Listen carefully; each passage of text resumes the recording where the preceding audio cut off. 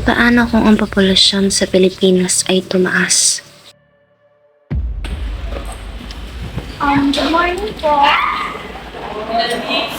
Ano yun? Pwede ko ba kayo mag-survey? Oh, yes. Pwede naman. Ilan po ang anak niyo? Meron akong 3 anak.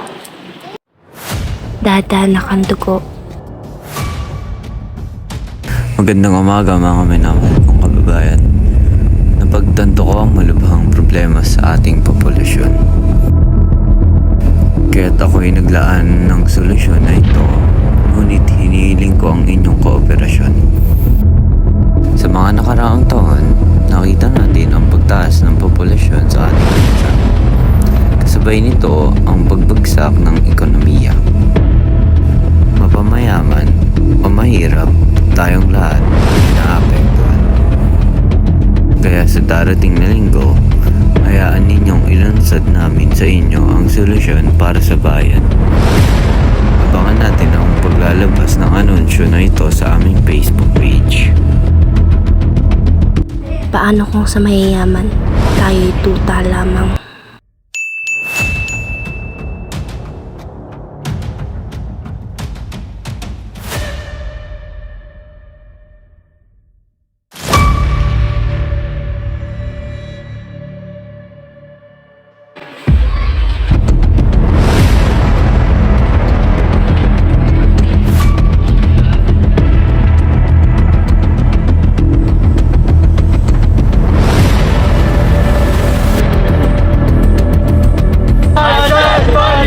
Ibasura! Basura na yun! Ibasura! Oo, tama yan! Ibasura! Punyetang gobyerno, ang dami-dami problema ng ating bayan, papatayin niyo pa yung mga kabataan. Tama! Yung patayin ang pag-asa ng bayan!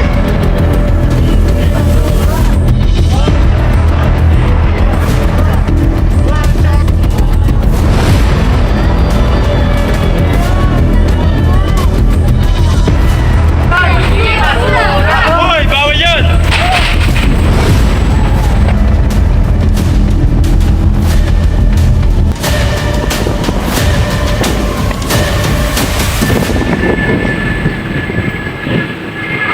Hoy! Uy!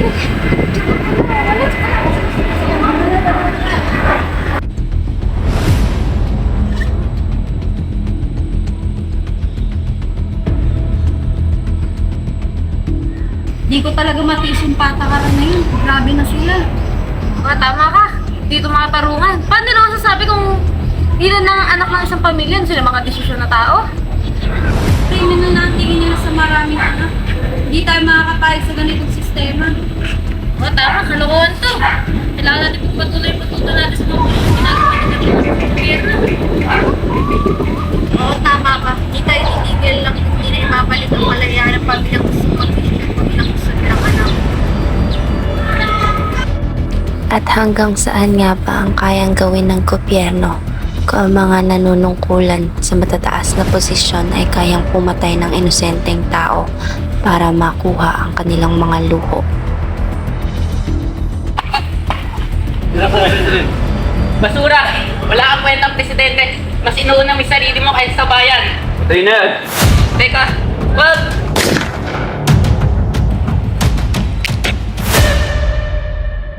Sabi ni Rizal, kabataan ang pag-asa ng bayan. Ngunit paano kung ang mismong presidente ang pumapatay sa kabataan?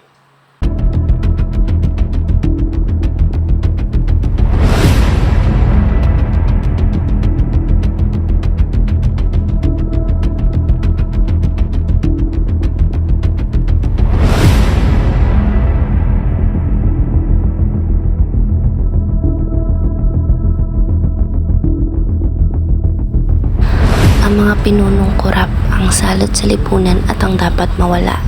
Hindi ang pag-asa ng bayan, hindi ang kabataan.